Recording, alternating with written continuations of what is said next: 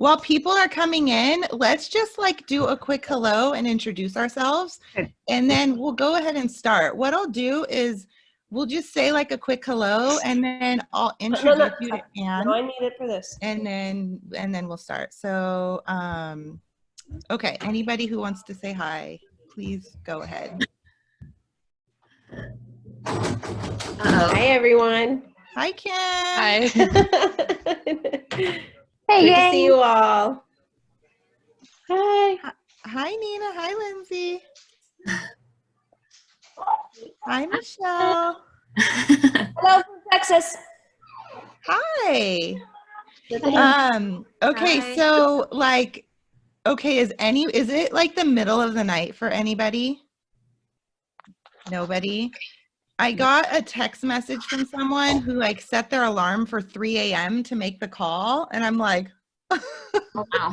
And then there's some people in the UK, it's like 2 a.m. and they were going to try to make the call. I'm like, oh my gosh. Wow. Wow. So I want to, is this time okay for you guys? The reason why I have it late is because I was trying to do a time when kids were like not awake. But I don't know. We can make it earlier next time if that works better for everyone. This works good for Texas. Oh, Works good. for Washington. It works good for Wisconsin. I mean, Oh, awesome.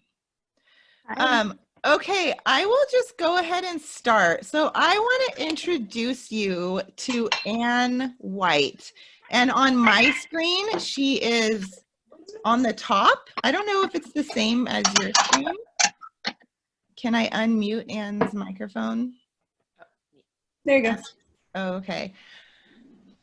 So Anne worked with Remy when Remy was tiny, when she wasn't even 3. She used to come to our house and she was doing early intervention with Remy. And so my whole introduction to having a special needs kids started with Anne, and she like held my hand and was like, this is all gonna be okay. Your child is like extremely like such a blessing and you're lucky to be her mom. And so it was like the hardest time in my life, and she made it easy by showing me how to play with her and showing me how to interact with her so that we could get her talking if that's what she was going to do. And I have always thought about Anne when I created the podcast and when I have done any of it, because she was that person for me. And I wish that all of us had that person. So she is here today because she's going to share some like tips and strategies on what we can do with our kids now that they're at home. So Anne, thank you so much for coming. Thanks. Wow, that couldn't be a more generous introduction. And you guys are all here with Jody, so you know she's amazing. No. And Remy's incredible, if you guys don't know her, and her brothers and sister too, and dad. So anyways, so Jody called and asked if I'd talk, but I realized it was on camera. So here we are. So when I started working with Jody, you know, a lot of what we do is really partnering with parents and figuring out what works in their home. So I work with a team that we really work on relationship-based, you know, social emotional supports. We work on developing the whole child no matter what area they're working on. When, you know, kids are under 5, it's really hard to tease out articulation from cognitive development, from social development. So I think right now, a lot of families that I'm hearing from, and I'd love to hear from you guys, but families that I work with right now are just really struggling with what does their day look like, and how does their, you know, everything looks different right now.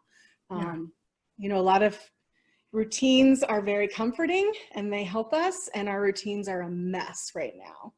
And so that's really scary. And I will say, it's like, I was talking to Jody before you guys came on, I'm seeing it from both ends. It's hard as a teacher and as a parent. I'm a parent also, and just juggling everything.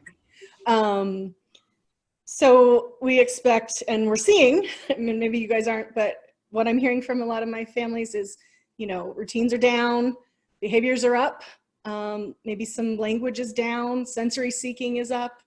Just how do we bring this back? And a lot of what I'm hearing is, how do I replicate these therapies, or how do I replicate this teaching that my families, or my, you know, that my child is missing? And like, the number one thing I want to say to people is just, you don't have to. Not only do you not have to, but it's kind of taking a step back. But if we look at learning, every bit of learning has the foundation of the social, emotional, and regulation connection. And all of our kids, all of our humans, right? Like, I was thinking about this. Think of like who you call when you're really stressed out, or who your best friend is. It's people you feel safe with. It's people you feel like you, who love you, who you can have fun with, but you can also just lose it with. And that's who you are for your kid.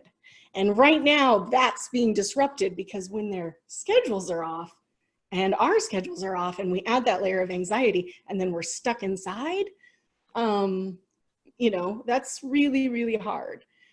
So what should be our goal right now? Like, because a lot of us are trying to figure out homeschooling, and we're trying to figure out how to connect with our teachers and stuff so that our kids can still get therapy. And like, I'm finding myself like, play with whatever, just so your behavior is okay. Like, what should we be focusing on? Totally, yeah. I mean, that's real. And if you have more than one kid and you're juggling all of that, that's super real. But I think right now, if we can realize we already have routines in place, and it's going to look different. Know that going up. Get up every morning and say, this is not going to look like it did a month ago, right? Our routines will look different. But we still have routines, and they may be routines that we include our kids in, and they may not. But I want people to hear that, like, honor those routines, and they may seem silly, but like Jody and I were talking about just doing the laundry. Yeah. So, or getting dressed. Like, how many of us in the morning get our kids, like, we got to get dressed and let's just do this. And okay, maybe it's an ABA goal to work on pulling your pants up, but still we're going to work on that, and then we're going to do this. But we're in a rush for life. And Jody said, you know, we kind of have an opportunity now to maybe step back and take some time to connect with those kids, our kiddos, and think about those routines that we already do. You don't need to replicate being an occupational therapist, a speech therapist, a special ed teacher, a behavior therapist, all in one for you. That's not going to serve anybody. But you can include your kiddo in, you know, like we said, doing the laundry. It sounds so silly, you know, but like, how many of us are like, all right, you go over here, and I do it too, like, go play your game. I need to get some laundry done. But if we rethink about that, and you think about like all your kiddos' IEP goals or IFSP goals or behavior goals, you can put so much into laundry. You know, there's a lot of our kids need heavy input right now anyways, so they can pick up the laundry and put it in the baskets and pull it down the hall. It's going to take you forever. Your laundry will take way longer than usual, but you're not doing laundry, you're teaching. Yeah. And you're giving them sensory input, and they're pushing that down there, and they're reaching in. If your kiddos have a hard time crossing midline, they're reaching over it. Let's grab it from here and let's put it in the washing machine over here. And there's just, you know, if they're working on gross motor and they're climbing up on the bed, and okay, I need you to help mommy pull the sheets off, and you pull it off, and you're embedding language in everything. Like, pull, let's be fun, let's pull this off, let's drag you down the hall on it. So they're getting a little bit of input there. I mean, you know, just everything. And, you know, if you are working on pre-academic skills, there's all kinds of matching and sorting that can be done. You can be silly. I was thinking about like hiding things in the socks and bringing them out. And so you can still hit all these goals, and you don't need to be collecting data and realizing, oh, I just had my child match 2 socks of the same color. Heck, no, don't stress about that. Just do it. Just do it and have fun. And think about, when I work with families, this is something I like to tell them is, think about what makes your kid smile and what makes your kid giggle. Because right there, if you can get them to giggle and smile, and that, you know, we talk about joint attention, but it's having them be with us and enjoy the world with us. And we want to enjoy the world with them. Yeah. And so make it silly. Feel free to make a fool of yourself in your house, you know, and just use those routines, use bath time routines. Anytime you can bring in some sensory input, but, you know, water, you know, washing the dishes, they're going to make a mess. It's going to take forever. But how many things can we think of? We can just brainstorm. I have a little, you know, I have links and I have some stuff that I've written. I can send it to Jody and send it out. It's just how to embed those learning things in your daily life, but without stressing you out and adding something else. You're already doing it. But how do we? So what about, like, should we have a routine, or should we have a schedule, or like, how do we go about it? Because, like, if I'm doing the laundry and then Remy doesn't want to be doing the laundry, like, what do I do then? Like, how do I guess I feel a lot of times like I'm not very creative. So, should we have a schedule, or like? I mean, yeah, that's a really good question. We always say, yes, routines are important, schedules are important. But right now, like, I think you should have what I call a loose schedule, right? We get up, we get dressed, we have breakfast, and then we're gonna, like, for 2 hours, get stuff done and play. And then we're maybe gonna take a nap unless everybody freaks out and nobody naps. Yeah. But you're gonna follow a general flow, but you've got to be flexible within that routine, because I think when we come up with routines and we pull away from them, or our kids, oh, it's laundry time and my kid's not doing laundry with me. Like, okay, she's not doing laundry with you. If she doesn't want to do that laundry with you right then, it's not going to be a learning opportunity for her anyway. And she's not regulated. She's not in that place. So walk away from the laundry, and you know what helps her regulate a little bit. And I think everybody needs to, like, not be too hard on themselves right now. Like, everybody, like, you guys, you know what your kids need. And ask your specialists, everybody's, you know, we're Zooming, we're emailing, we're, you know, Johnny's holding food in his mouth and I'm having a really hard time. I didn't realize it till 2 hours later when he coughed and it flew everywhere. You know, that's a really good piece of advice. I think that we feel like I feel like we are at home. We can't go to the normal places that we're used to going to. So reaching out to the people that have been giving us therapy, it's not top of mind, I guess. We're just like kind of in survival mode, I feel like. And I know with Remy, I felt like when I have a whole day with her, first of all, I'm like, I don't know what your normal routine is. like where's the schedule from ABA? Like, what do we do now? What's next? But one of the things that I've seen is that, like, me and her are making our own new routines that I have no idea if it's part of her goals or not, but it's fun. Like, it's been fun. It's just,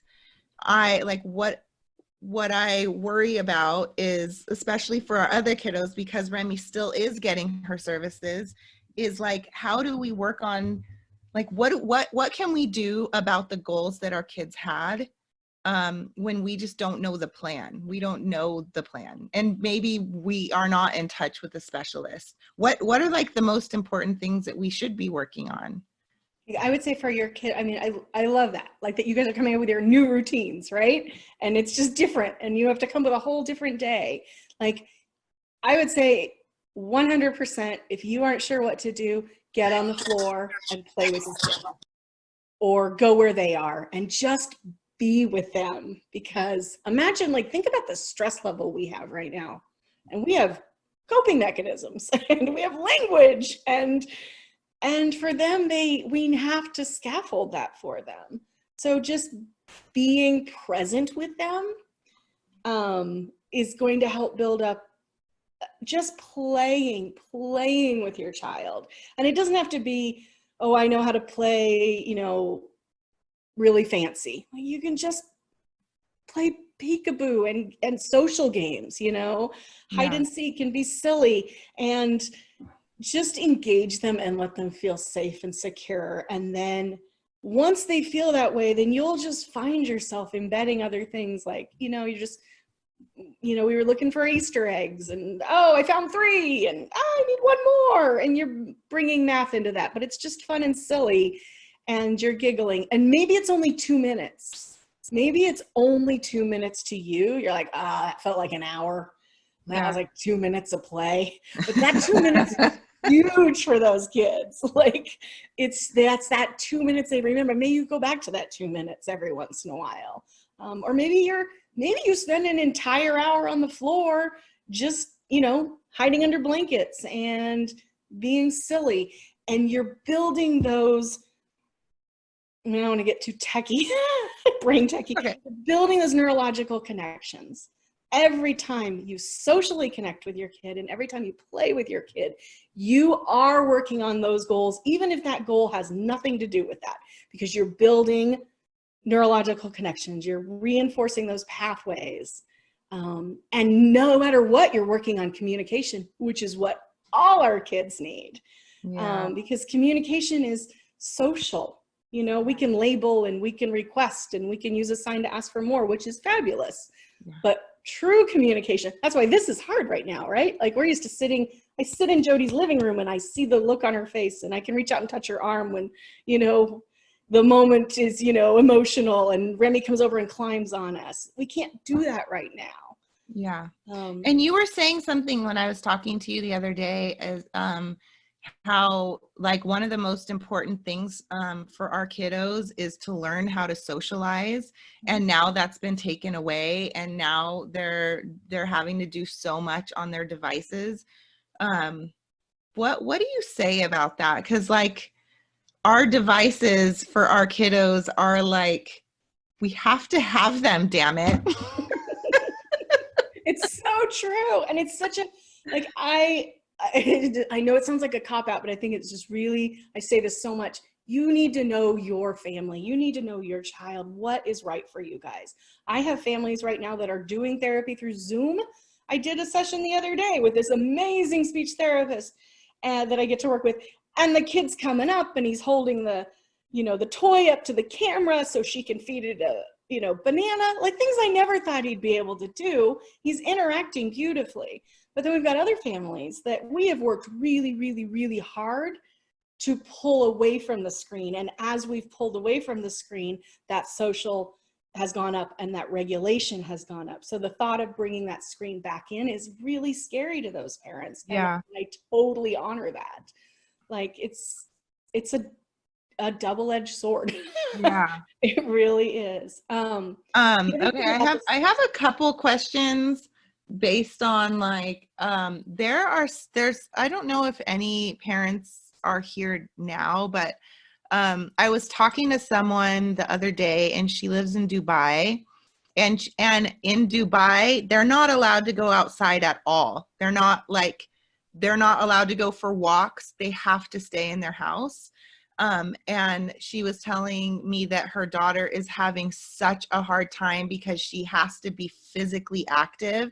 What do we do with our kids that have to have that, like, activity, but they're inside the house? Like, do you have any advice or suggestions? Yeah, that's huge. I mean, that's huge, huge. I would say, if you, obviously, that example, some of us, we can't. But yeah, that's the other thing I was going to say, is that, like, just anytime we can bring physicality into it. So a sensory experience and a physical experience, you're playing with them, but you might have to recreate that. So they can't go outside and climb, or they can't go outside and sit on their swing. How many of our kids regulate well when they're sitting on swings, right? So that may look more like you and dad getting out a big, blanket or sheet and laying him down and swinging him this way. You may have to be the equipment a little bit. Again, letting him climb up on the big bed and pull the sheets off, and things like in the you can't see it with my little kitchen over here, but the climbing and reaching and giving them sensory input, helping them jump. I used to pick Remy up really high, but it wasn't about the picking up, but about the coming back down and getting that input through your knees. And I would really encourage, reach out to your occupational therapists. They're going to have great resources for how to try to do that. And also, we can't go outside and run around maybe, which hopefully you can. And if you can, just do stay far away from people. But outside is magic, the magic place. I wish we could always do every session outside. It's just, your whole sensory system's engaged in a way it isn't inside. But those sensory activities that, I was thinking about this. So many of our sensory activities are food-based, right? Usually at Easter time we color rice and we play in the food bin, or we play in the bean bin, or we make Play-Doh out of flour, and everybody's like, I don't want to use my food for that right now. So it's kind of hard. But blankets, burrito wraps and blankets, and making little forts, depending on your child's sensory system and what's going to work. But just kind of thinking about, just think about how those kids who sensory seek and they just want hugs. Yeah. Right? And, big hugs and squishing in between pillows and those things that you do in the winter when you can't go out as well. Okay. You have all of the knowledge on all of those sensory activities. Can you give any tips on, because when we used to do the play groups, there would be those buckets of rice. Is there anything else that and the kids would flock to them. They loved the sensory stuff. It was the only activity that all of them would join together. Is there anything else that we could make at home? Any ideas? My number one favorite sensory item is water. Oh yeah. 100% water. And some children, that doesn't work, but so many kids water. And that's why I was saying bath time. Don't make bath time about getting clean anymore. Yeah. Okay. Bath time is going to be a sensory input time, and you're going to get different kinds of washcloths and what sponges or whatever you've got around, and you're going to, wash your kiddo, and you're going to let them do that. And I was thinking about get in the bathtub with them. If you're, that makes you uncomfortable, wear a bathing suit, or take them in the shower, fill up the sink in the kitchen and let them do, get out clean dishes and let them squeeze the soap. And, we're cleaning everything right now. Let's take advantage of that, and that is something they can do. But yeah, all those just things you don't really even think about, this seems so ridiculous, but the under part of the rug, how you have that little sticky piece underneath it. Oh yeah, yeah. And some kids just you'll see. I had a kiddo who kept rolling the rug up, and I realized, oh, he's seeking out that. And just kind of watch your kid. What do they go to? And maybe rethink, what are those behavior boundaries right now? Kind of choose your battles. All right, maybe right now, the linen closet is okay to take things out, and that's for each family to decide. But you put it in something else and you allow that to be acceptable. Oh my gosh, Kim is here. She just posted on Instagram how, oh my gosh, Kim, can you unmute your microphone? Yeah, that's so funny. My son is climbing everything. So he climbed in the closet and everything came out. And I'm like, well, okay. I was going to clean it eventually. It's been on the list for a whole year. But now I'm like, I just shoved it all back in because it happened 3 or 4 times after that. So I love that. I love that. Go with the flow. Shove it back in there. And then tomorrow, let him do it again. And then we can practice folding.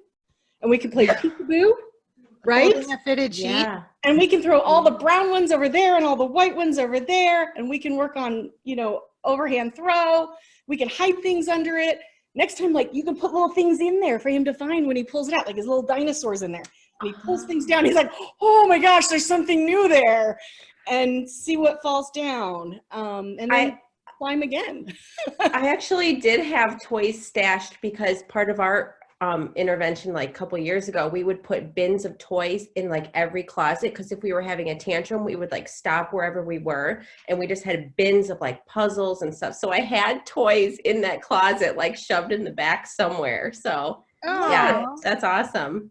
That's great. Yeah, we do. We put things away to, you know, encourage language, ask for it. We're rotating things. Think about what you've hidden now. That's great. Yeah. Oh my gosh.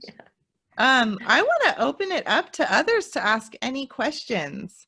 Does anybody have questions about your kiddo or behaviors or ideas or anything at all? Okay, I have a question. So this is Katie. She's 14. And Hi, she used Katie. say hi. Hi. Say hi. She's chewing on ice. She used to be very, very active and like jump on the trampoline and swing on the swing. And now that she's 13, 14, she's gotten really lethargic and she doesn't seek out that gross motor anymore. Now she just sits around. And so I was wondering if you guys know anything about outgrowing those kind of behaviors. Now I'm concerned because she's not getting enough exercise. That's my question. Is that typical, or I don't know. I'm entering this phase for the first time. You want me to go, Jody? Okay. Yeah, I mean, you said she's 14? Yeah. She's 14. So, yeah, so that her brain science is changing. I mean, that's just the way she, think about how you used to go on roller coasters when you were young and it was so awesome. And then the day you realized you were old because you went on one, you're like, that is hideous. Yeah. You know, we go through sensory changes. We do.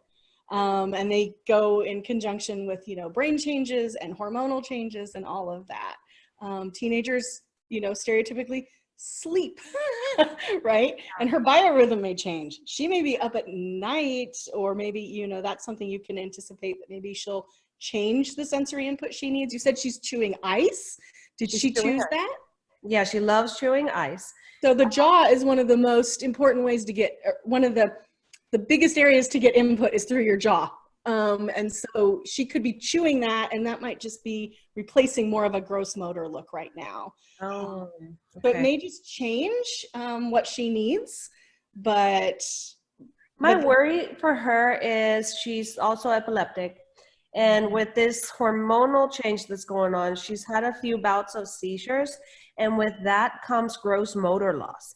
So I keep wanting to stick her in, like, the, you know, in on her bike. She's got this adopted tricycle, and she'll go one time up and down the street, and then she'll just hang there because she has she likes to ride with music, so she just hangs out and listens to her music. But I keep wanting to incorporate all that physical play because it seems, I'm just paranoid that she's going to lose those skills with the epilepsy. Sure. That's something definitely on parents' minds. And right now we only have so many opportunities to move our bodies. Yes. I have April. Hey, April. Hey, how are you? I good, can answer. I can chime in on this. Yes, please. This is April. She's one of she's like my her daughter has PCD 19 like Remy does. So we call them Ladybug Sisters because that's kind of like the logo of that disorder. So this is like one of my Ladybug Sisters. Okay, sorry. Go ahead, April. No, well, with that lethargic, Megan's 15. And of course, this has been an ongoing battle with us. And for her, it really, with all her seizures and just everything that's been going on, it really takes a toll where when she stresses herself and does more exercise, it actually wears her body down, and it actually can bring on more seizures. So just the stress of the physical exercise, unfortunately for us, we can't push anymore, because she used to love gymnastics and stuff like that. But now she's realizing when she goes, it almost puts her body in so much stress because the pain, she's basically going to be, if she plays for one day, even if an hour, she's going to be down for 3 days. And so it's just, I don't know if it goes along with PCDH, or what that is, but we've been dealing with this for quite some time. And so we just get creative, and, you know, when she's feeling okay, we're like, okay, Megan, and we'll try to like bounce balls, or let her, you know, get the gymnastic mat, let her do something.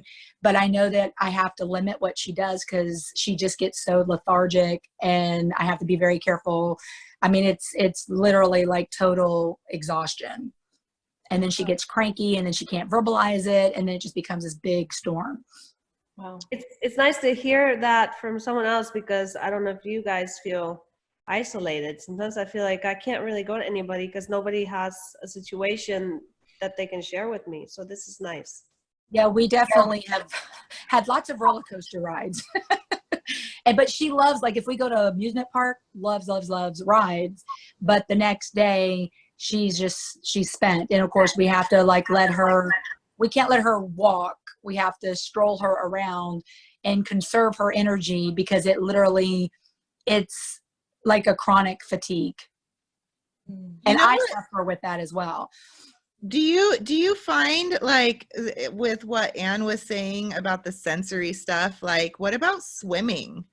Do your girls like to swim? Like, I would think that would be a good way to exercise if they like the water. Do they? Yes, she loves swimming. Of course, we have to be careful because we've had reactions to the chemical.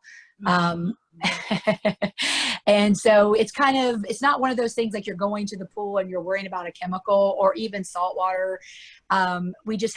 She is just so sensitive to so much stuff. And so we take for granted those fun things that kids love to do. I mean, she loves to get on the swing set and go do all that, but it takes its toll. And so I get to be the mean guy when she is feeling good, to be like, okay, Megs, you know, let's not overdo it. But then I'm like, okay, just let her be a kid and we'll deal with what happens. So it's kind of like a fine line for me, because I try to just sit back and just be like poker face, do what you got to do. But in the back of my mind, I'm like, okay, you know, she's really taken those reserves, and it's almost like the body just gets so stressed out that it causes extra dehydration, and it like almost goes into like this metabolic thing. It's something I scientifically can't prove, but we see it over and over again. And so I've learned, don't ignore the patterns. And our neurologist, she believes it, because, you know, the autoimmune encephalitis response that she ends up having, that causes extra problems as well for weakness and things like that. So I don't know if it's just like a gamut of everything just combined, but we've been dealing with this fatigue thing for quite some time. And after seizures, forget it. I mean, one of the things that really sucks about epilepsy is that, like, most doctors couldn't even answer the questions that we have around, like, exactly what you're talking about. And us parents have to become the doctors, but we don't know either. And that's just the hard part. And then you have, so like, we know what our kids can handle, what they can't. We become experts on our kids, which makes us not push our kids, because we're like, oh, they can't do that. No, that's not good. No, they shouldn't go over there. They shouldn't do this. And so, like, in times like this, when like we don't have our Anns of the world, then I think that it can just be like, we're just trying to manage what we can. So absolutely. You know, I just want to tag on what I'm hearing April say, yeah, and Michelle and Jody, like from a, you know, specialist perspective, like you guys, I don't know how to say this. I hear parents often downplay their experiences. Like, oh, I don't know they say there's no studies and this, but you 100% know that when your kid has a lot of activity, this is what it looks like. And no matter whether that is in a study or not, that's reality in your house. So, I mean, my daughter was on just an inhaler for a while, and the doctor's like, I swear it has nothing to do with blah, blah. I'm like, oh no, sure, anxiety goes up on that thing. And it really, whether or not there's a study, we still had to deal with it in our house, right? So, like, you guys are your kid's expert. And like Jody said, you're going to know so much. How many medical professionals and educational professionals don't know about your specific needs? And they're there to advise and to help you, certainly, or we are, but don't downplay that you inside really know your kid and what they need, and that's going to change. And as they get older, like in Michelle's case, or as they, you know, just change day to day, and follow those instincts and honor those that, you know, you guys, and even when therapies come in your house, this isn't working, or I need something different. It's okay to say that. You guys are the expert on your child. You're not in there alone.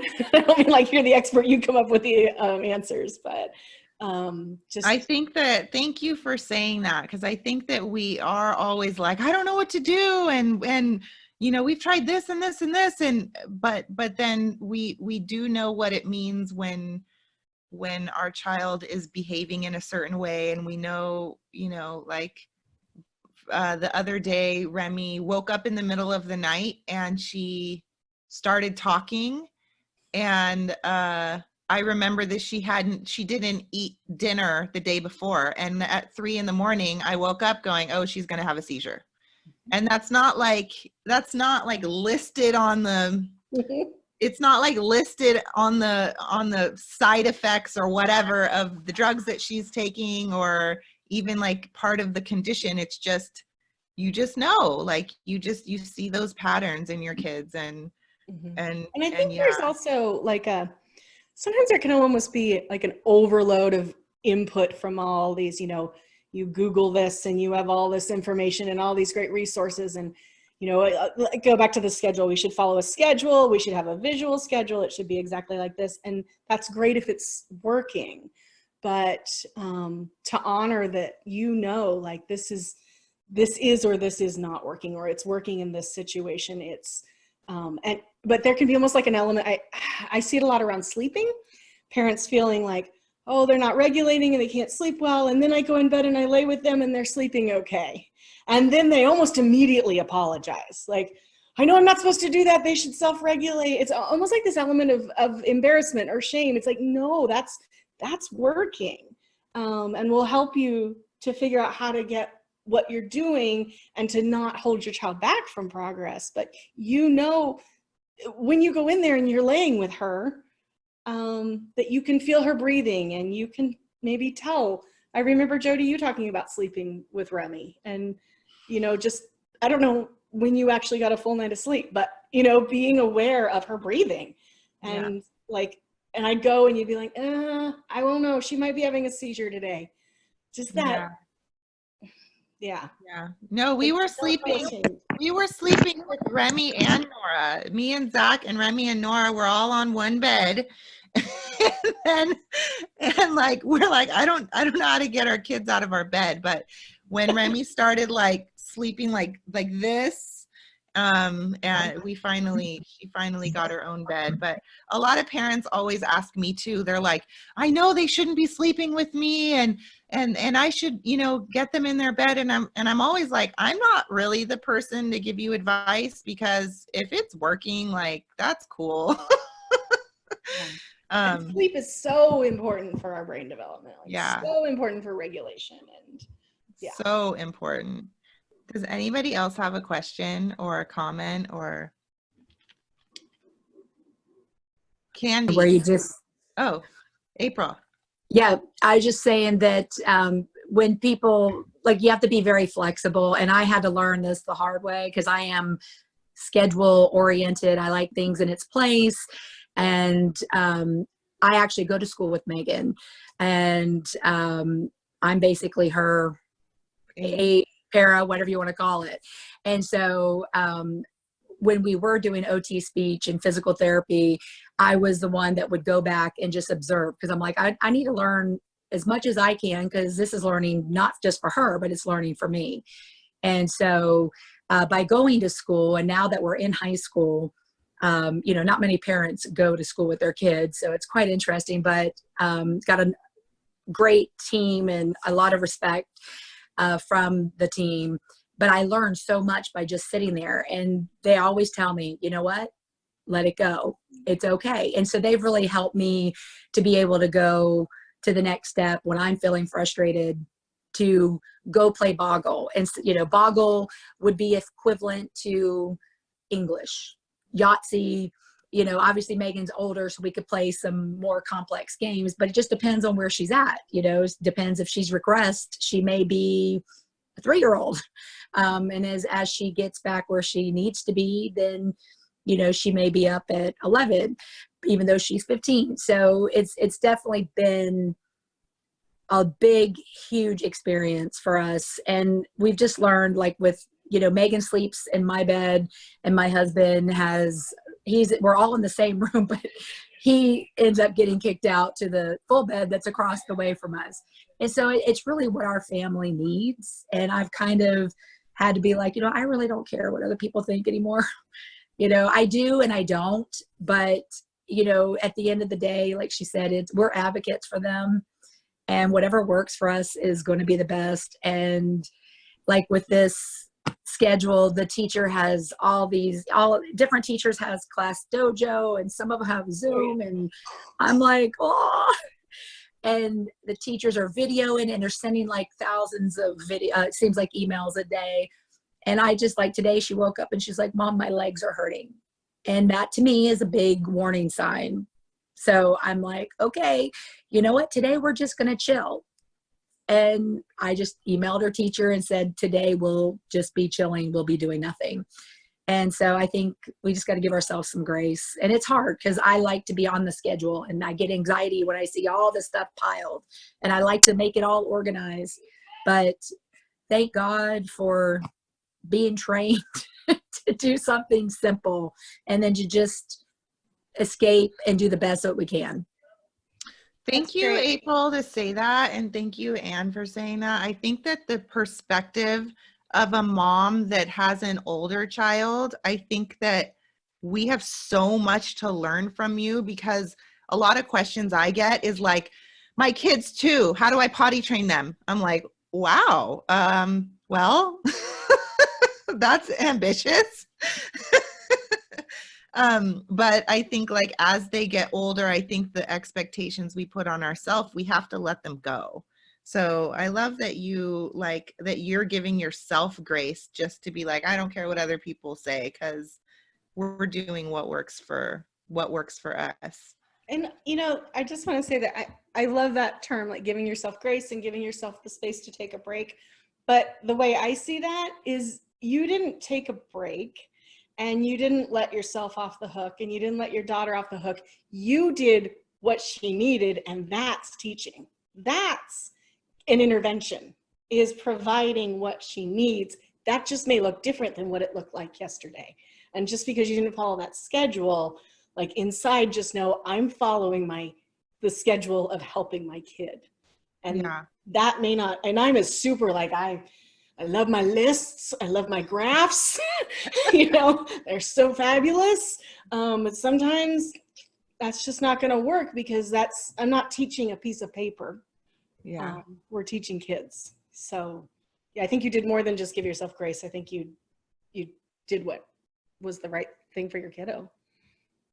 I think special needs parents are going to be like the ones that like thrive at the end of this. We're going to be like, oh, that was easy. And everyone else is going to be like, I don't know how to do this. Oh, it's fine. Like, we're used to all of this. Parents of children with special needs and homeschool parents, they're like, I got this. Right. Does anyone else have questions? Hey there. Where are you? Oh, this is really weird, this Zoom thing. I'm like trying to find the person. Mm-hmm. Oh, hi. Okay, I found you. Before you speak, Alam, I saw a message from Jody, so I wanted to give you some credit. I think it's like 4 o'clock in the morning where you're at, and you set an alarm to wake up very early. Is that right? Yeah. So thank you for joining us. Thank you so much for joining us. Yeah, no.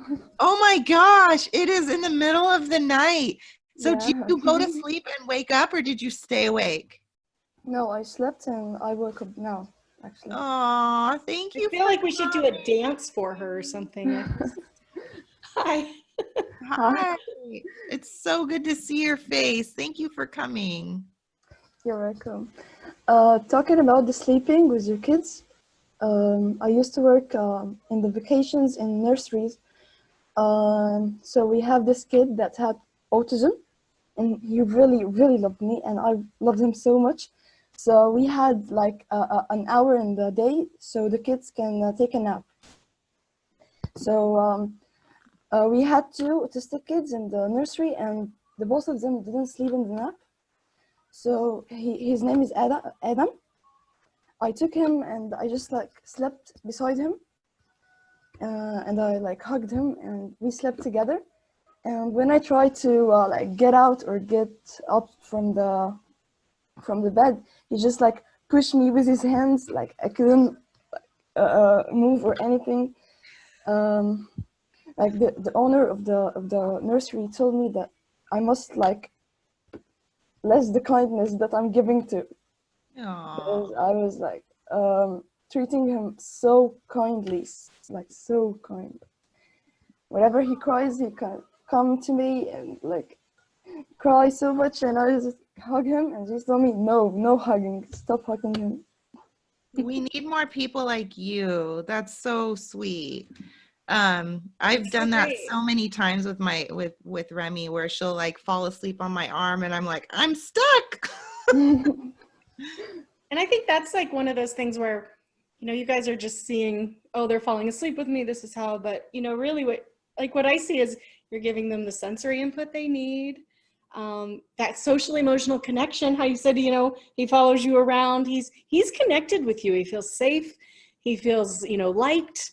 And our kids are kind of, not even our kids, all of us, we're at a tactile deficit right now. So if you have a kid that, you know, goes to school and kind of wrestles around with kids and, you know, plays with the neighborhood kids, or they're not getting that input through their body as much as they normally would because they have to be in the house. And we kind of have to fill that void for them, their siblings and them. And you may seek, you know, my daughter loves to wrestle. And so she keeps asking every night her dad to wrestle with her, you know, just, she's not getting that with her buddies at school of just like, you know, you think of it as not a big deal, but just sort of like patting each other on the back, or it's something we still need. And when we see our kiddos having a hard time regulating, that can sometimes be one little bit of that. What do you think about disciplining, like right now? How do you discipline a child? That's a big loaded question. Yeah, let's talk about toilet training at 2 years old instead. Let's see. You know, I mean, what is discipline is creating rules that we follow. I mean, I think of it more as behavior. So what is behavior? Behavior is communication. And right now, a lot of our kiddos don't have language. They don't have regulation. They have a really hard time communicating. I'm stressed out. My schedule is off. I can't go outside and run. That's going to look like behavior sometimes. Yeah. How do we explain that to them? Remy doesn't understand any of it. Like, I can't sit her down and be like, oh, there's this disease. There's this like flu symptom, you know, this flu that's going around that's killing everyone. Actually, I wish I could, because she has a cold and she will cough on everybody. And I'm like, don't do that. That's not okay. I could totally see her doing that. But like, make a social game. All right, now we're coughing on each other. It's mom and daughter. But yeah, I mean, I think it's the same that you would follow normally. But I think now, right now, is number one, think about what's going into why they're acting that way. You're not going to be able to explain it to them. Yeah. But you might be able to meet that need for them and understand it going in when they're on your last nerve. Remember, they're telling me they need something, and we need to figure out what that need is. And then still just the same, you're calm. You still can't take all the, jelly beans out of the jar and dump them all down the toilet. That's still not a choice, and just your same calm, rational boundaries that you may have to reinforce 8 million times. You know, a big thing we use in classrooms is changing the environment and the access to things. I forget who it was, if it was, I think it was Kim, like hiding the toys. Oh, yeah. Yeah, you know, maybe some things just get put away for a while to sort of reduce those temptations for that. But behavior's hard, especially if it's happening with siblings, because a lot of that's going up, that sibling, you know, struggles back and forth. But you know, it's funny, like I've found that that since all the changes have happened, most of the behaviors I'm seeing are from my other 3 kids. My 2 teenage boys that should know better. Yep. Is where I'm seeing the behavior. So do you have any thoughts on that? I'm kidding. I'm totally kidding. Well, I know your kids, so just tell them to stop it. I'm just kidding. Oh my I mean, they're God. all stressed too, and they're all gonna, you know, it's just the more, that's the other thing, the more we can just model, like, you know, this is just it's a staycation. We get to hang out. I've been telling my daughter, like, this is so great. You get to hang out with your mom. And she's like, you know, you know, but just sort of changing that view. And just with your older kiddos, being aware of how much TV news we're watching, how much we're discussing this with our spouses, how much they pick up on. Yeah.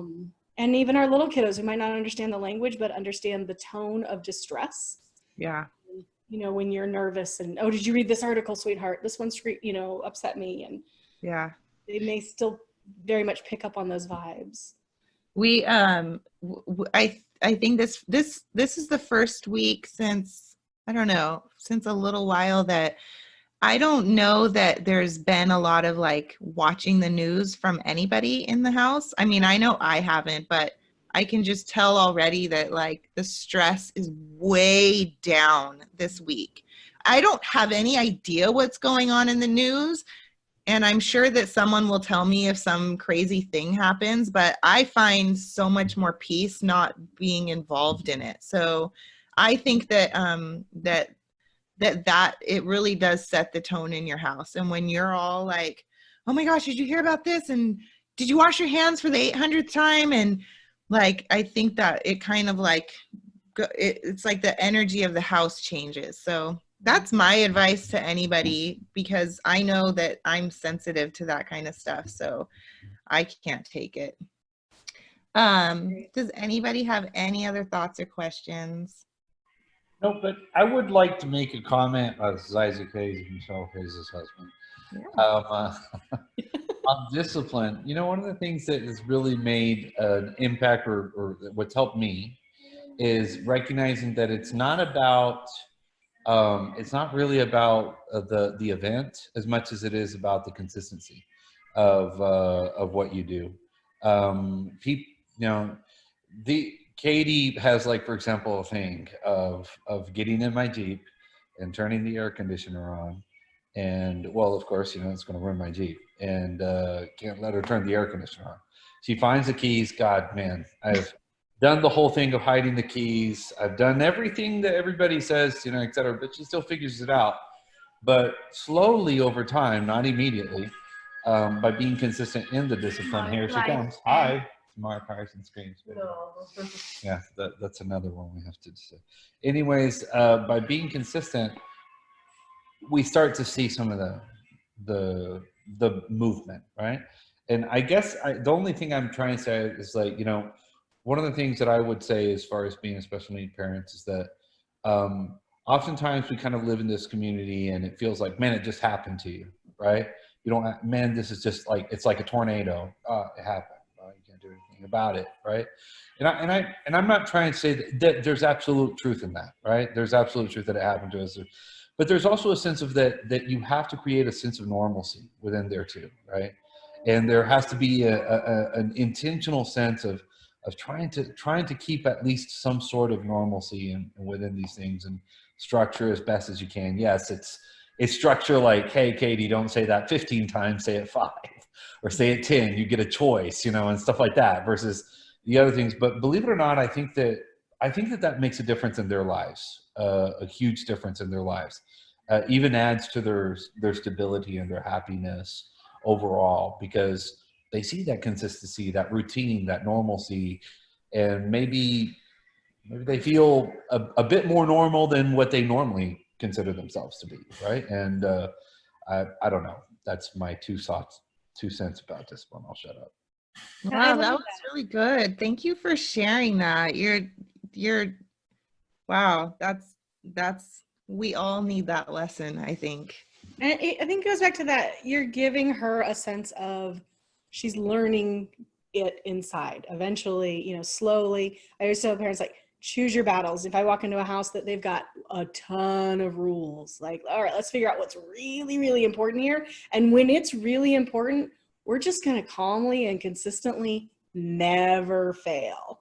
Yeah, you're going to fail sometimes because we're human. But, you know, what's that saying about, like, life's like a, you know, a slot machine. Like, kids are going to just keep pulling that handle. Ding! So I say, if you're going to give in right away. Like, don't give in after 50 trials of no, you know, but but figure out what's really important. And you're teaching her something that's helping her be successful and feel in control of her own behavior. And that's really that's what we want. We want them to feel like, oh, I can control myself. I know what's expected of me and I can do this. Yeah. And that's really powerful. That's what we want, is them to feel good about themselves. Yeah. Yeah. There's so many rules on our kiddos. Yesterday or the day before, I don't know, a couple days ago, it's funny. I posted this thing on Instagram, and it was like this little quote card, and it said, if things are going good, don't say anything, don't touch anything, don't move a muscle. It's like said something like that. And then that same day, Julian and I went to the river, and Remy was like picking like grass right by the bench that we were sitting on. And there was so many other things that Remy could have been doing. There was like the river down the hill. There was just all kinds. There was like the hill behind us with all the blackberry bushes. And she was like picking like the grass and stuff. And Julian was like, no, Remy, don't do that. Don't do that. You're going to let her do that? And I'm like, Julian, what else do you want her to do? Run down that hill?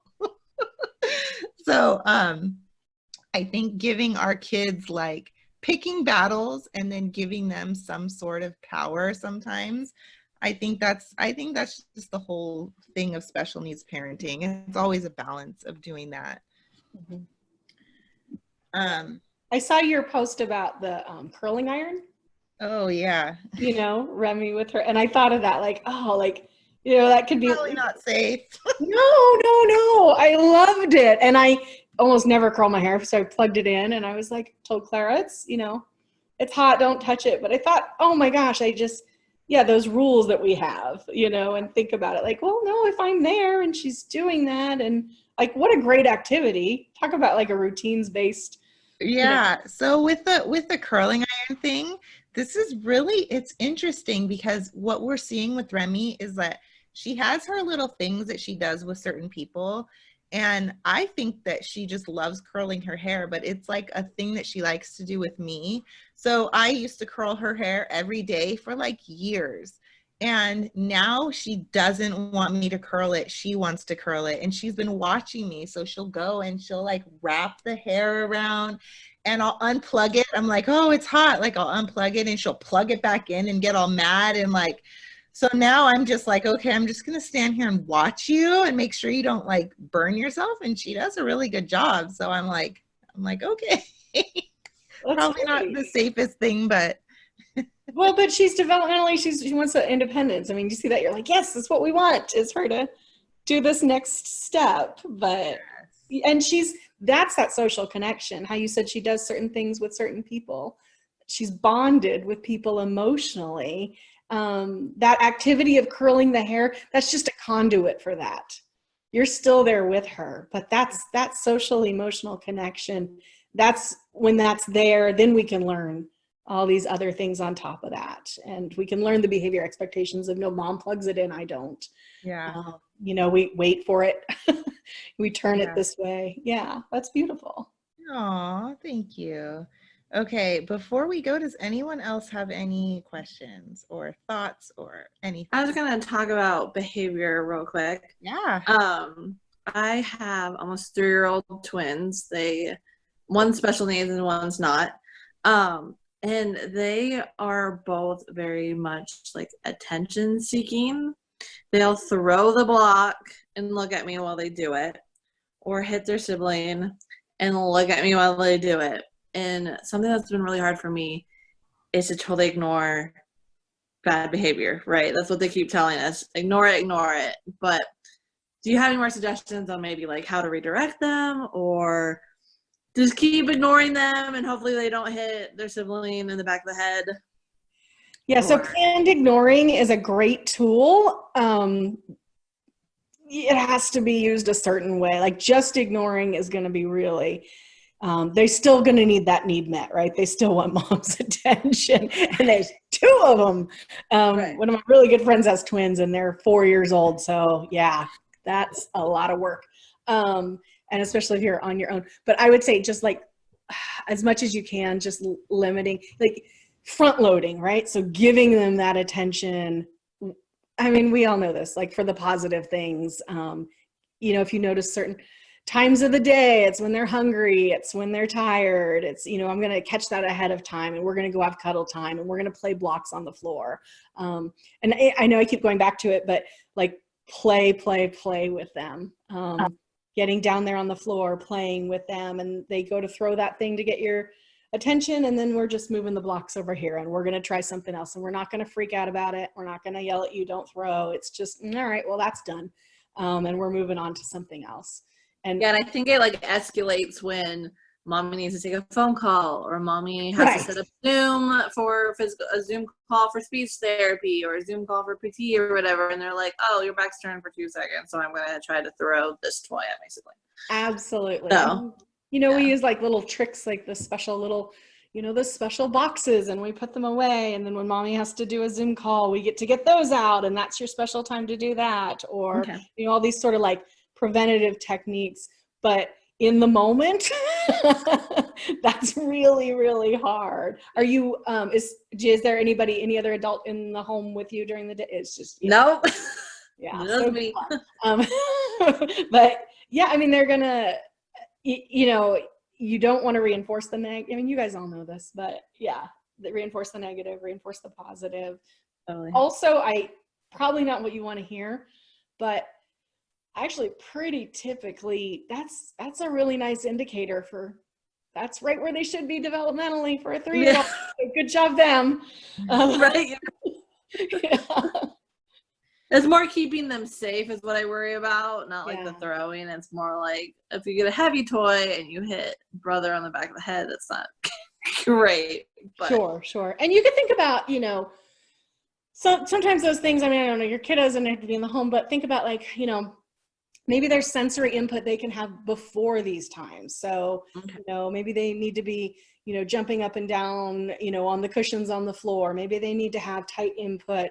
Maybe they need to do some heavy lifting, and we need to, you know, pull all the books out of the bookshelf and clean them off and put them in the basket and carry them around, so they have that input, which helps them regulate and might not need that attention seeking quite as much in the moment. So if you have something you're planning, like a Zoom call, depending on your kids' sensory systems, maybe thinking about what activities help regulate them, what makes them, again, like think about what makes your kid smile, what makes your kid giggle, what makes them seem calm and regulated, and maybe front loading that a little bit.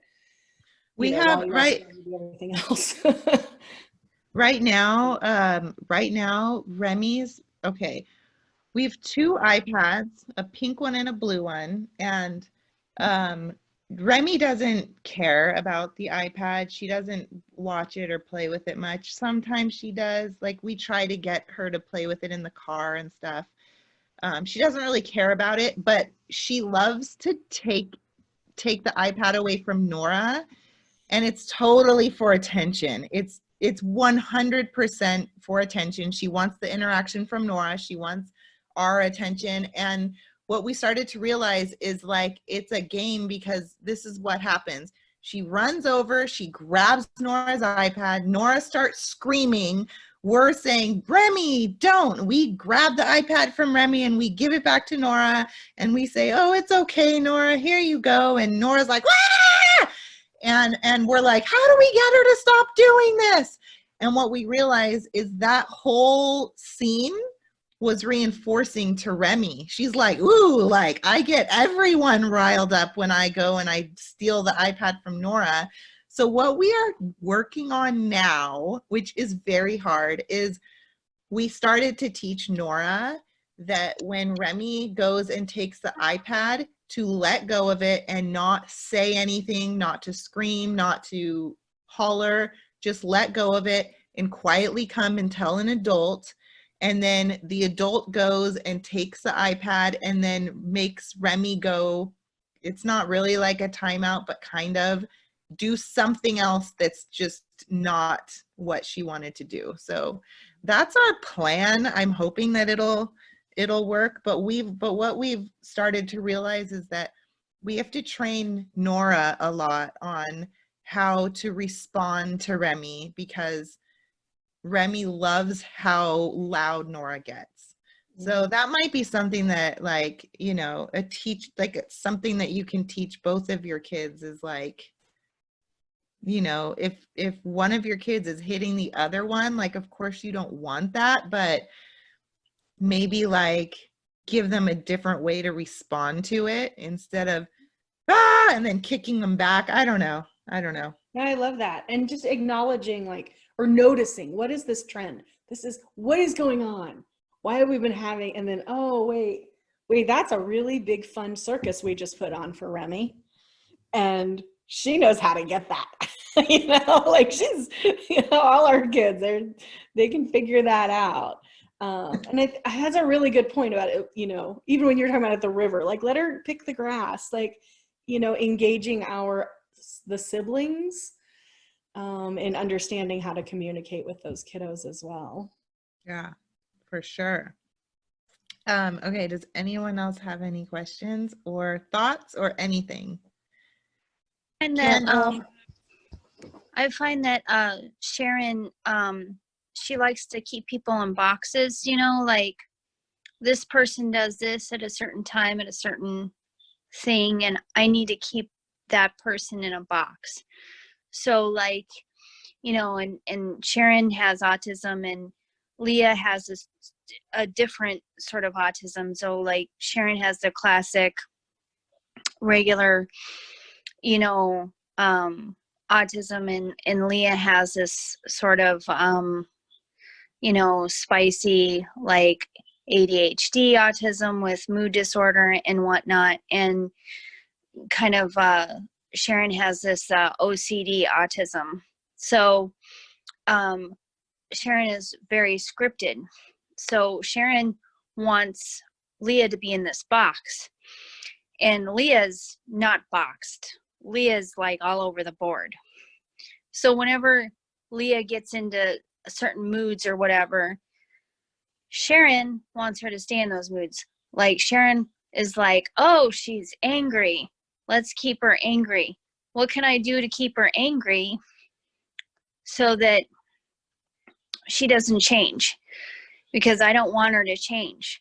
And I, for one, do not want to keep the Hulk, like the Hulk, you know, like I would preferably would like her to be happy, but then like Sharon will like, oh, I would very much like you to stay in the same mood because this whole mood switching thing, not working for me.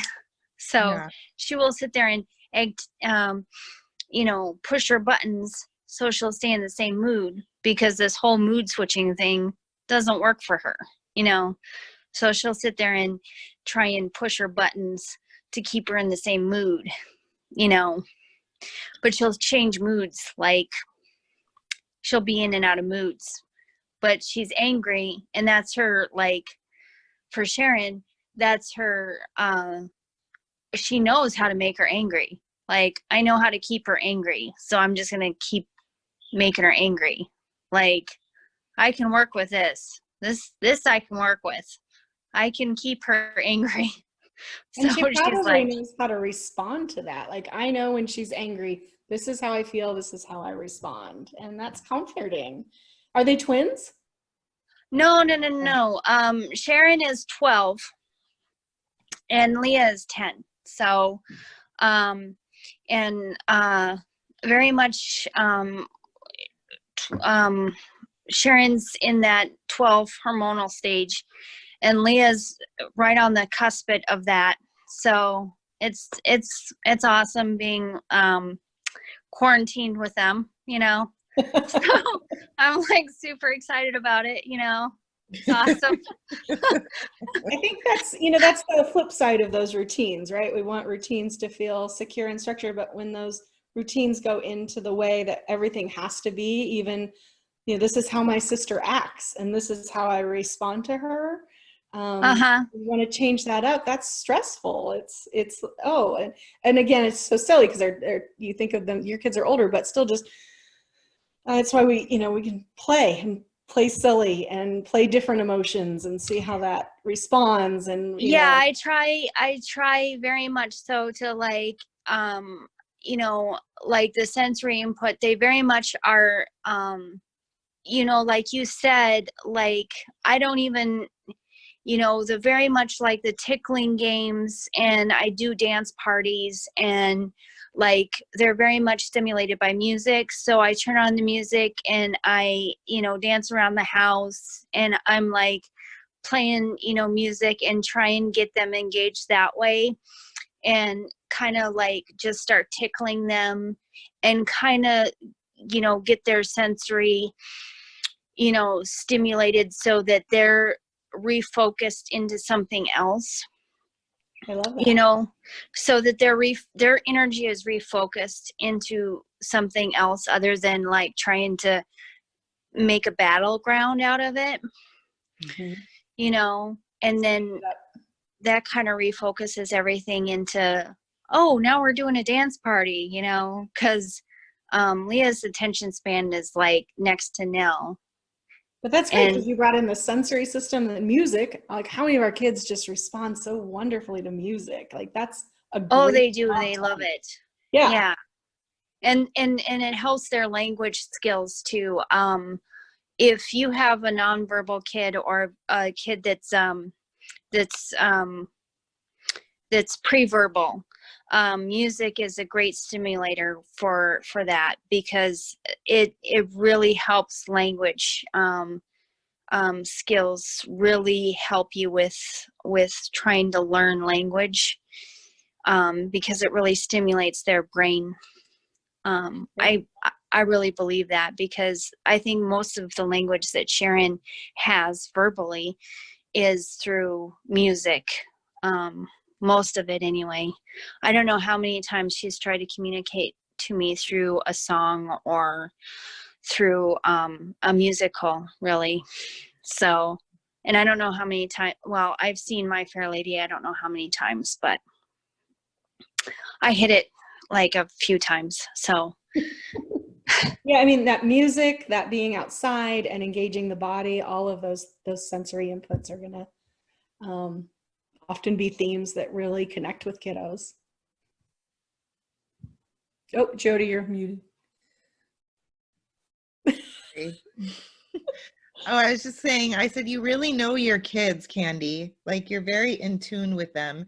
And I don't know how well their language is, but they sound very smart and manipulative, which is cute. Oh, they're hear from me, probably not for you. they're pretty snarky. Sharon's pretty humorous, actually. She will be sneaky. She's got this interesting humor about her, where she will sneak attack you and try and tease you.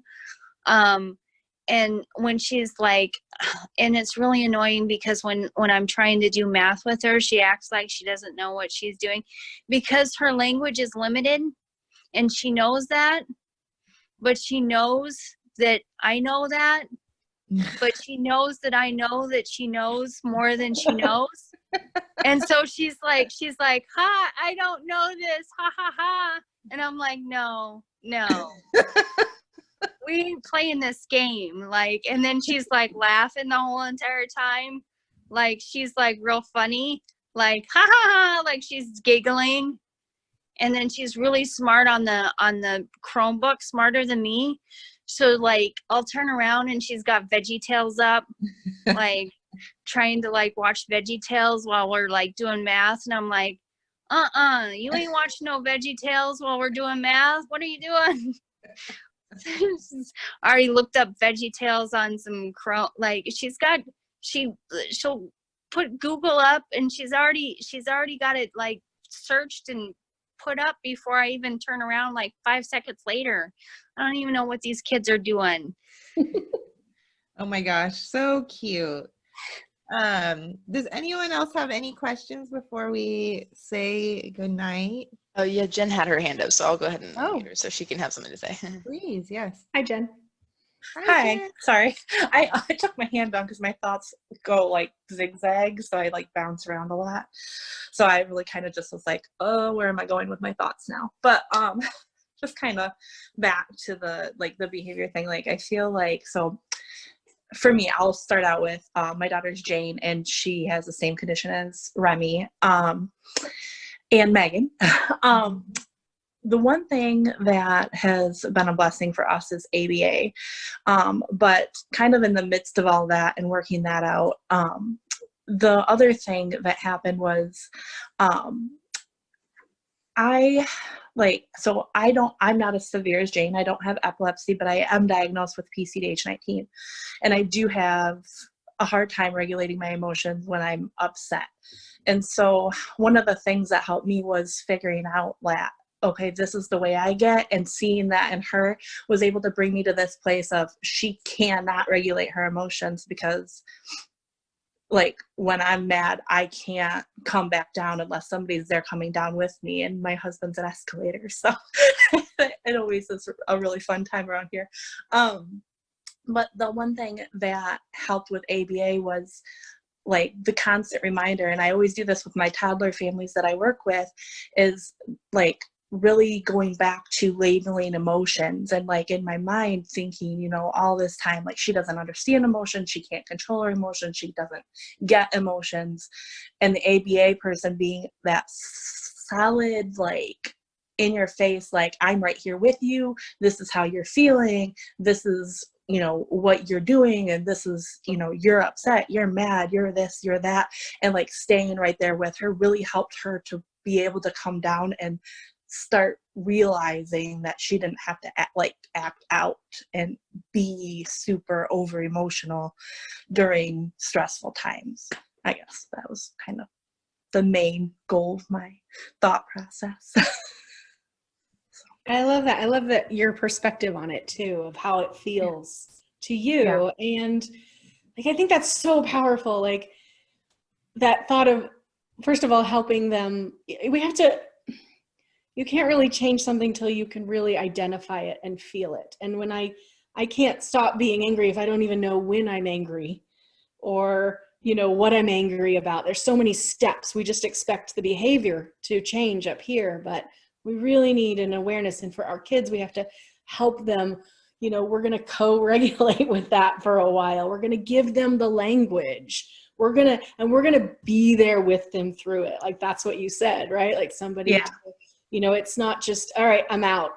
It's, this is hard for you, and I'm here with you through this. I mean, and there's going to be certain behaviors where you're clearly going to use planned behavior, but when there's a true dysregulation and they really cannot regulate, the best we can do is to regulate ourselves and model that and be there with them through that mess of, you know, we've all been there, right? Yeah.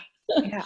And that's been a struggle for me with like, if somebody's upset, I'm upset. So like her, like at her escalation like gets me super like bad anxiety, and then my stress level goes up, and then I'm freaking out, and she feeds off of that, and then she starts freaking out more, and then we're both freaking out.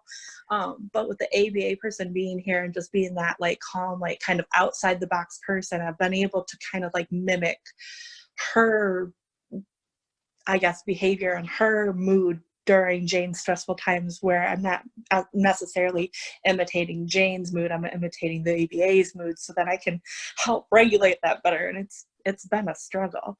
That's great. And you are able to stop that, think about that, pull in those tools and use those in that moment. That's not easy to do when we're already, in an emotional space ourselves. So that's fabulous. You can do that. And I've been able to see it kind of in Jane too. Like she'll start to get stressed out, and like she like kind of like the mom before was talking, like she puts people in boxes. I react a certain way, somebody else reacts a different way. Like, this is how mom acts, this is how this person acts, this is how dad acts, this is how we're supposed to handle things.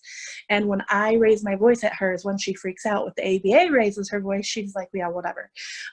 So like I'll tell her no ma'am when the ABA says it hundreds of times a day, and she'll give me this look like she's gonna freak out. And then kind of like the thing that she's been doing though, like instead of freaking out like she normally would, she's also been using that tool of like kind of starting to regulate herself more, because she's seen us regulate ourselves. So now she's going, mom said no ma'am, I'm gonna pause and think about whether or not I need to freak out in this situation.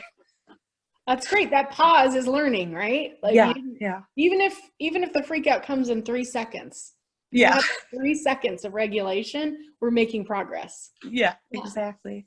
So I love how Jane is helping you with your anxiety. I love that like you're able to see yourself in her and her in you, and you're kind of recognizing probably things that you didn't recognize before she was born, but now you're like, oh, that's what it kind of looks like on the outside, and how you can empathize with how she's feeling, because you're like, when I'm at this level, it's hard for me to come down. And what I have to say is it easy for anybody to come down when they're at that level? Like, I don't know. I don't have the answer for that, but it is very hard when you're like, when you get to that level. Yeah. I don't know. I don't know. Yeah. Absolutely. Does anybody else have any thoughts? Oh yeah, just Nina had her hand up first. I'll just go with her, and then we can get to April. Yeah. I forgot about the raising the hand. I love that. Thank you, Esther, for doing Okay, well, mine is just, I'm a total newbie because my daughter was recently diagnosed with autism in January. So we're in the, by the way? She's 2. 2, yeah.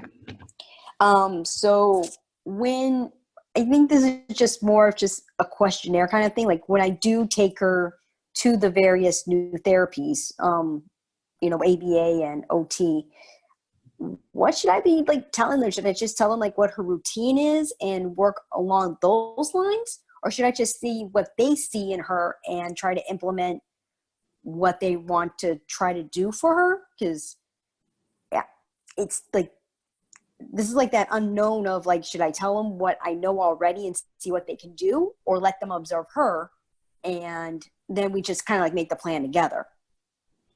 I mean, I think the more information, the better. I consistently have kids that I work with that look differently to me than they do to the parents. And so if I'm going to work on a regulation skill and they're I think this probably happened with Remy and parents, like, oh my gosh, that was beautiful and this amazing interaction. And the parents like, yeah, wait till you leave, because we're there to help you and your child. So if we don't know the full picture, then we can't really help that. And an OT is going to look at that, or a speech therapist or a behavior therapist, and they're going to see what they see in front of them. And it may take a while, right? It may take a while till they start to see what you're seeing at home. But I certainly always err on the side of information. Like, you have the best information about your child. And they may help you see it a little bit differently, right? You may, I'm just going to make it up, like some parent come to us and say, oh, my kids, oh, we'll talk about what I was talking about with Jody the other day. Oh, I said, oh, maybe we need to work on motor planning. Oh, no, she's got motor planning. Look at her do this. Look at her do this. And she's not wrong. She had all these great motor planning things. But then I looked at it and I was like, but it's things she's already learned. So what if we throw something new at her and then everything falls apart? And at home, you're probably throwing new things at her and she's falling apart. And that's where that regulation piece comes in. But also just ask the therapists or the teachers or whoever, just go in and say, follow their lead. We're a bossy bunch. Like they're going to say what they need. I'm not a bossy person. No, not you. Not you. So it's just, I've always had this problem ever since I was little, because I was a preemie. So my little sister basically became like a big little sister for me because I couldn't talk. I couldn't verbalize. Like, I do not like you doing X and Y thing to me. So I don't know if I really have to hone in mama bear because of the fact I do have a special needs child. And I'm like, that's not me. I'm usually go with the flow. I usually want to say, hey, unless it's something like that will harm my child, obviously, I will say, hey, no way, Jose. But if it's something that's like, let's test it out, like I was a guinea pig for speech, I don't know for how many years.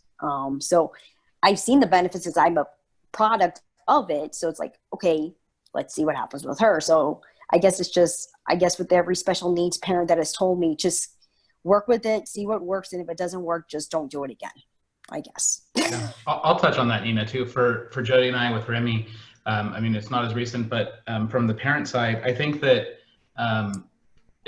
you have your concerns that you would bring to the different therapists, right? And you have OT and you have speech and you have different things that you're working with.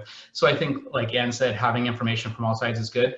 But when they're first starting, they're going to do their evaluations, right? And I think that's important to not give them bias initially. Of course, the situation is going to be different for the person coming in, and your child, your son or daughter is going to, whoever comes in is going to be seeing them in a different light, and they're going to act differently for them. But I think it's good for them to do an evaluation and see, and then let that start a little bit, and then introduce stuff from your side. We've always found that there are areas where we'll focus on, we'll bring that in, and being very intensely involved in every one of those therapies, and going through and looking and bringing to light the things that you see on your side, and working and being very involved has been very effective for us. I don't know if that helps, but definitely bringing what you see in, I think, is very important. Okay, that's great. Thanks, guys. I like what Zach says because he's right. Like, and I can go into an assessment. We do multidisciplinary team assessments, and I will see different things than our speech therapist will see. And our occupational therapist may pick up on something like, oh, did you notice that he did this? No, they're going to notice things, and you will notice things they might not. But it is nice to just have fresh eyes and see. And your kiddos too, right? Is that what you said, Nina? So I will tell you, like, a lot of her assessments are going to be parent interview based. There's only so much that, we can play with them and we can do a whole bunch with them. And really talented people can elicit their skills, but the vast majority of your assessments are going to be asking you a lot of questions. And they're going to want that honest input. And I like what Zach said about letting an outside, just somebody see what their opinion is. It's more information to work on.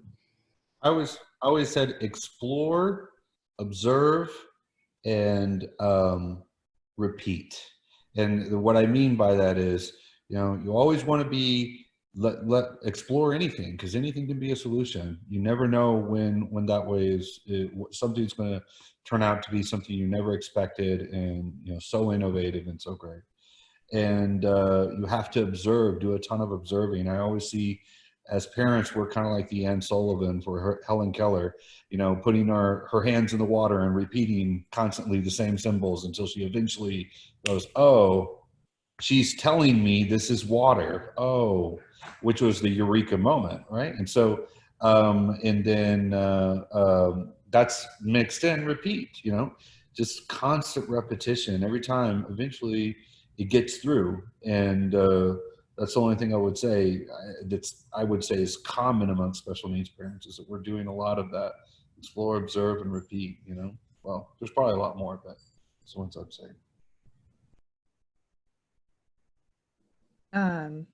Yeah, no, that's awesome. That's like good to remember. I think that like in those early days, I remember with Remy is like when someone comes in, like Anne, when you came in, I feel like me and Zach were kind of like, here's everything we know. Like, and it's just kind of like this and this and this and this and this. And so like my question is, and I think that this was Nina's question, is like, how much do you want to know? Because we have like, how much is too much information? Because we can tend to be helicopter parents, I think, but that's not helpful for you, right? Like, I don't know. I mean, I suppose, I think, the kind of work that I do is really helping children through helping their parents. And so for me, as my role as an early interventionist, listening to what you have to say tells me a couple of things. It tells me about Remy, right? I learn about her, but it tells me about your priorities and where your nerves are, what worries you, what's important to you. So when I hear that with parents, I'm listening to it from a perspective of, okay, here's a skill Remy needs, but I also hear it from the fact that mom brought this up 3 times. This is important to you. And I think that's where you base that. You start to open up a relationship with parents and with your interventionist or your therapist or whoever's there, is to have those conversations and to know that this is, I hear you, and we're going to talk about this some more. And then, a trained, skilled, somebody these people you're working with, they're going to tailor their questions. They're going to follow it up. Okay, I heard this. Let me ask, what happened the day before that happened? Or, where is she every day when this happens? They will ask the right questions for you to get you there. I don't know. I mean, I guess I just err on the side of communication, but because I think it helps build that connection and that understanding. And then if you're talking too much, all right, let's move on. So yeah, so your job, Anne, is more like a parent coach at that age, huh? I mean, that's how I see it. That's what I got from you when you were working with us, is that you would come and like show me how to play with Remy and how to interact with her. But I felt like it was more like training for me than it was therapy for her. Right. So yeah. I mean, that's the model we come from. I work with an early start team, and that's what we do is, really, we're not going to go in there and we can go in and we can work on a skill, right? I can teach a kid to unbutton and I can teach them to button. I can do that, but then I leave. So it's in a vacuum, and we want you guys in there. And if it doesn't even matter to you if she's buttoning or not, it might matter to me, because what do I want? I want her using bilateral hand skills. And I want both sides of her brain working together at the same time. We can do that in an activity that's important to you. And then when I leave, you're so much more likely to repeat that and give that child that exposure to still use bilateral hand skills and still stimulate both sides of the brain in a meaningful way. We love to cook. Oh, great. Let's get out the bowl and stir this way. And we're crossing midline and we're bringing hands together. We're doing the same thing, but it's meaningful to your family. Yeah.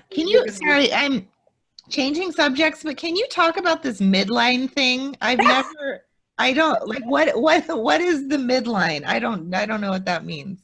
It's just something silly. It's just the middle of your body. And it's just it's one of those little skills that we work on. It's because the age of who I work with, we see this a lot. Yeah. And you'll see kids do things on both sides of their body. And so, it's crossing midline is literally crossing your body, okay? And so if you drop something, if the kid has something in their right hand and they drop it on the left side and they reach over to pick it up with the left, and then they transfer it here and put it here, they're not fluidly doing this easily. They're not just, or maybe they turn their body and they reach over there, but they're not really crossing. It's just a, what does that mean? It's just something that we look for to practice for kids with motor delays and with some neurological as well. It's just when you use, when you use the right side of your body, you're stimulating this side of the brain, and when you use this side, and when you're doing things together and you're crossing over, it's all integrating together. So for some kids, when I'm working with them, it's physical. They have physical needs, and they're genuinely, maybe they have cerebral palsy, and one side is really, really hard for them, and they're working on stimulating that other side, that part of their brain, to remember that this exists over here. And then other times this is getting really techie, sorry. No, I'm sorry for everyone else. This is really interesting for me because Julian used to write with his left hand, and as soon as he'd get to the middle, he'd switch to his right hand. And we never knew why until right now. When you're talking about that, I'm like, that was that midline thing. Yeah. That he was doing that we were like, oh, that's interesting. Like we didn't know. I mean, I still don't know why he was doing that. Huh? How old was he when he would do that? He did that all the way up until 2nd grade. Okay. Yeah. So and we didn't have him formally diagnosed, but we thought it was dyslexia. That was, I don't know what that was, but we basically had to like teach him to choose a hand, like he ended up becoming left-handed because we had to like try to get him to use one hand, is what they told us to really try and do. I don't know what would have happened if we never did that, but that must be the midline thing. I don't know. It could have been. I'm not sure at his age what that would have been. I mean, we look at different things, and it's, for us, it's more like an indicator of like how the brain is working for that child. Yeah. And if we see behaviors in the classroom, we see them struggling to do other things, and then they're also challenged to do that. That's just one of the therapies that we, it's just a small little strategy that we can work on to integrate both sides. So. Okay. Thank you. Okay. Do we have any more questions before we go? Esther, was there anyone? Oh, April. Yeah. I just wanted to input with the therapy. Definitely give all your information, and because you got to look at it, it's a team effort. And like you had said, Jody, we learn more probably because we're absorbing all that, because we need to try to follow through when we're at home. And the same thing with school. So I try to marriage by learning, just like what Megan was learning. I would marriage it with school, with church, with home. And so it was more effective. And so definitely, observe it too. Once you tell them what you need and what you're seeing, and then have the evaluation, and then let them tell you what they think, and then you both work together. And we have found that was definitely successful for us, and for any treatment that we do for Megan. And I do have to learn when I need to stop talking and when I have to hit the pause button. But usually, as a rule, they usually kind of stop you and say, okay, well, let's go on. And the one thing that we found was a big problem is we would run into different therapy people, because they would like kind of filter in. I don't know if it was like an internship or whatever, but they would always filter in. So it was like they weren't looking at her chart, and because she looked normal outwardly, you'd always get, well, what are you doing here? And I'd get so agitated, and I'd have to like calm myself. I'm like, we wasted all this time and you're asking why we're doing here. But anyway, every person I would have to kind of go back and make sure that they understood what was happening, and it was very unique, and that she wasn't always this way. And so the decline, and I would like have to literally like show them videos and stuff of where we were to where we have gone. And they would almost be like in tears, but then we would have where they would almost be fearful. And so thankfully, we had our favorite few that would definitely not be scared. And I would have to be back there and be like, look, guys, you're going to have to push her a little harder than this. And so then I wouldn't do it in front of Megan, but I would have pre-meetings or call ahead. And I know that sounds kind of really bossy and pushy, but if I would not have done that because of how they filtered through so many different people, we would not have been as successful as we would have wanted it to be. And a lot of times I will tell you it was very frustrating because they would have a lot of people come in and they would find it very interesting that our case, where Megan was above average and then now she wasn't. And so we would have a lot more people that would want to come in. So I found that very frustrating because they were more scared than to do their job. So don't be afraid to definitely say what you have to say. And then with behavior, my problem is like Jane, I definitely escalate very quickly. I start out really well and then she just kind of gets stuck in that box. And no matter what I do, I would probably I would feel better to bang my head in the wall sometimes than feel like I'm actually getting through. But following through, just keep going, whether it's 100 times, give up early if you have to. But following through has been a big thing. But for me, watching my face, because I am very visual, I have no poker face whatsoever. And that gets me in trouble. And so I will actually, if I don't watch it, it spawns her out of control. And so I have done a lot of learning. I am proud of myself, but I fail miserably daily. So. Oh my gosh.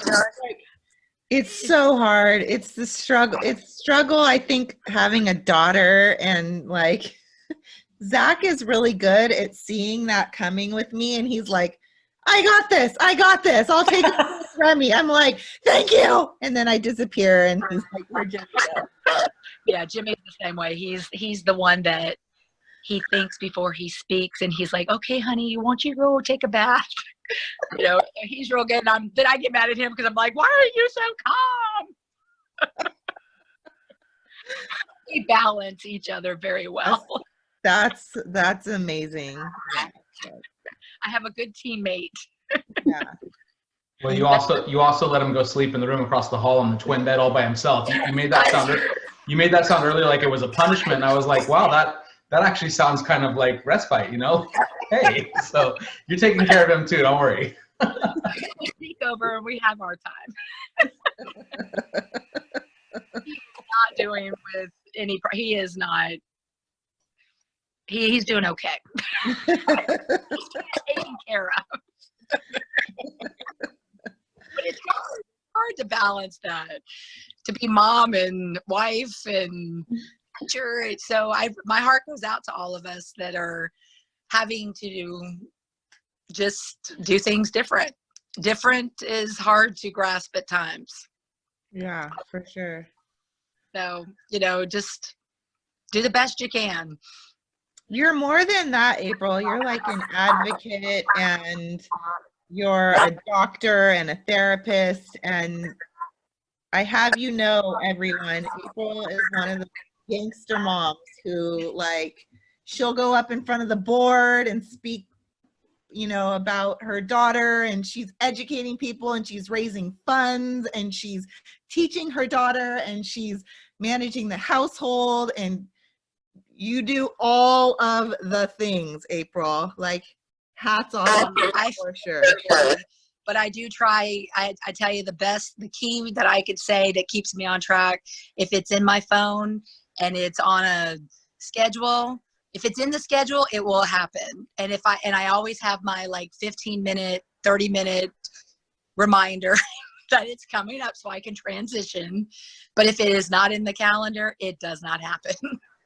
Yeah. So that is something that keeps it on task. But what's nice is, as a family, we all 4 share our phone calendar. And so that has made our lives amazing, so that, because she's a senior, you know, she's 18, Megan's 15. So we have a 9th grader and a senior. So there's a lot of stuff going on with church and just school and just life in general and work. And so, you know, being self-employed and things like that. I full-time with Megan, but Jimmy with pools. And so it definitely, that is the only thing. And it's something that becomes, because it's on the schedule, I don't see it as, oh, it's something else that I've got to add into it. So as long as it's in my schedule, the time may change, but it gets done. Or I can say, okay, well, I can put it on to the next day. So that is the only thing that helps me stay focused and on target, so that I don't feel overwhelmed, because I have to do that for my own mental status, because otherwise I get too scattered. My brain will go from A to Z in seconds. And so that keeps me grounded. Yeah. It's a suggestion, but it definitely is helpful that I don't have to write and have 100 different calendars like we used to do. And then the kids will go, what are we doing? And I'm like, I am not going there. Go to your calendar. We're not having this conversation. So the calendar change, and I can go to plan B, C, D, E, F, G often, but it definitely helps for sure. Yeah, we couldn't live without our calendar. We couldn't function without our calendar. You know, another tip, like too, that that Zach and I started a few years ago is Zach and I have an email address that's to both of us. So anytime we're dealing with schools or therapies or doctors or anybody that like revolves around our family, that's the one email address that we give, and the emails come to both of us. And that is like, we've been doing that how long, Zach? Probably for 10 years. I don't know. But it's like, Yeah, anytime long we're time. filling out those forms on anything, we just give them the like Warshawski address, and like that, it's just been really helpful. I don't know. That's just a little tip. It is very helpful. Yeah. Michelle, I see like a hand up, a thumbs up. No, I was messing with this thing at the bottom that says reaction. So I really like your idea. And a reaction that's like little clapping emojis, and then it popped up, and now I don't know how to take it off. I think it finally came off. Oh, I see. It's on Zach's. I love it. Yeah, now he's got a thumbs up. Okay, yeah, I see it. When we were testing the call last time, I was like, I don't know. Like we were testing out buttons, and I'm like, I can like do a thumbs up and I can do a clapping. And Zach was like, where are you seeing those buttons? So now we see what they do. Okay, all right. Yeah, I think we're all crash coursing into Zoom. I don't know about anyone else. I'm a teacher, and we're doing so many Zoom meetings now, and I'm just kind of learning on the fly like that. Well, that's why this like little like call was born, because I'm hearing Zoom calls all over, and I was like, I want to do a Zoom. So I don't know. I think that this is like, it's really nice that that we can like come together and see each other. I think that the world that we're living in currently right now is so scary, and it's so like stressful, and the news is horrible. And with our kiddos, we're like extra like nervous about them catching this virus and what that would do with them. And it's not something that I think that we're really talking about, because we're kind of scared to talk about that.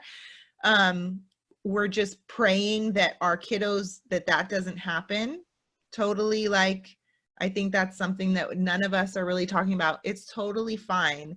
But I love that we can come together and talk to each other and hear each other's like just what we're going through, and share each other's stories. And thank you so much. Well, thank you for letting me be here. It was so nice to hear everybody. Yeah, it's thank you for giving us like your input. You have so much experience and knowledge, and it like, it makes me feel good that you're just like, you guys got this, you know more than you think, and you know, don't give yourself such a hard time, because that's, I think, what we put a lot of pressure on ourselves. So like, to hear you say that, like, it's very empowering, and thank you for that. No, thank you so much. That was really, I feel very honored to be here. So thank you. Well, I'm honored that you came. So is there, like, I don't want to. If you're gonna wrap up, Jody, I have a few Yeah. things to say. I don't know if anybody else had any questions. I know we're pushing 2 hours now, so I'm We sure are? Oh my everyone's God. getting a little sleepy. We need to wrap these up at a reasonable time. But first, I just want to say thank you to everybody. I'll make this really quick. Everyone for joining. I know we all have busy lives. We got stuff going on with our kiddos, and I think it's important that we connect. So it's really awesome. Thank everyone for joining us. I wanted to give some special recognition to everyone, as well as a couple other individuals. So one is, Jody mentioned a little bit last week, but I want to give a lot of credit to, she's sitting right next to me over here, to Esther. And I want to let everybody know that I know you follow Jody and see a lot that she does, but Esther is a superstar behind or in the background. She's helping arrange these Zoom calls. She helps with all of the podcast production. She helps with creative assets to build all the designs and all the things that you guys see on Instagram. And she helps with the blog and show notes and just so much more beyond that. And I could list a big long list, but I wanted to give her some special credit. So thank you, Esther. Thank you, she Esther. deserves a lot of credit for getting us all together in this meeting even. I wanted to give Jody some recognition. I won't spend a lot of time, but thank you, Jody. I think she started this a couple years ago, trying to get the community together and give back and wanting to share. And it's turned into an amazing thing. And we're here with 20 plus people joining Zoom calls weekly, and I think that's really cool. So awesome, Jody. Thank you for bringing all of us together. And last but not least, I wanted to say thank you to Anne, and I wanted to say Jody was. I'm really happy to see you here and to just see your face is awesome, because it's been a while. And Jody told me, she's all, I had this idea. I want to reach out to Anne and see if she would be on the Zoom call. She's all, I don't know if she'd want to do that or if she'd join the Zoom call. And Jody was nervous to ask you, and Jody thought you'd be nervous to do the Zoom call. And you were so natural and amazing, and you shared so much here. So I wanted, could you unmute everyone's mic? And if we could all just say thank you to Anne so much for sharing and being here. Thank you. Thank you. Very much. Thank you so much. Thank you. Appreciate it. That's it all. I didn't want to take too much time, but I wanted to share that with everyone. So thank you so much for being here. Thank you. Until maybe next week, we'll play it week to week, right, Jody? But she'll keep sending out announcements as we arrange it based on scheduling, and hopefully to keep it repeating on the same day and time. Is that right, Jody? We'll see. Yeah, as much as we can. All right. Yeah, no, I think this is kind of like I'm making it up as I go along. I think that I would love for us to keep getting together and just sharing what's going on in our lives. I think that that's just the one thing that we all are craving, is the connection with each other. And I see your little pictures on social media, and it's hard for me to put like your pictures to your situations and families, but to see you and talk to you and hear your stories and to get to know you, it's everything. So thank you all for being here, and thank you for what you do. Oh my gosh. You are walking in your gift with what you do, and I know the impact that you've given to me has been everything. This is a side note, but Anne, you were the first person when I said to you, I said, I think Remy has autism. Do you think that she has autism? You were the only person that was like, I don't know. Everyone else said, no, she doesn't have autism. And you were like, I don't know. Do you want to find out? And I'm like, okay, yes, I do. And so like that part, like just that alone, I will never forget you, because no one at that time was ever speaking to me like that except for you. You were like, I don't know, let's find out. And then all of the support that you gave me after that. So you will forever, till the day that I die, have a huge impact on my heart. And I'm so honored that you came and you talked to all of us. So thank you everyone for coming. Thank you, Jody, and thanks for making me cry. Good job.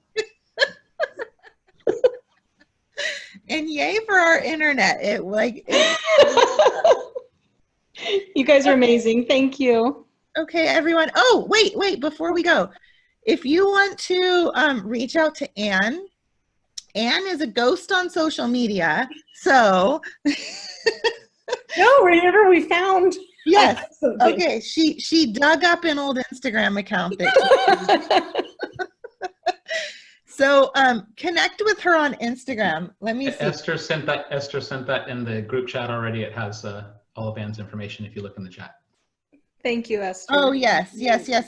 You're welcome to. Yeah. Yes. Questions. So connect with her and reach out to her with any questions, or you can reach out to me. And okay. Thank you everyone for coming. Can I have a picture? I can't. Oh my gosh, let's do a picture. Did you say a picture? Yeah. Okay, wait, let's do that. Okay, ready? Okay, everybody on the count of 3, smile. 1, 2, 3.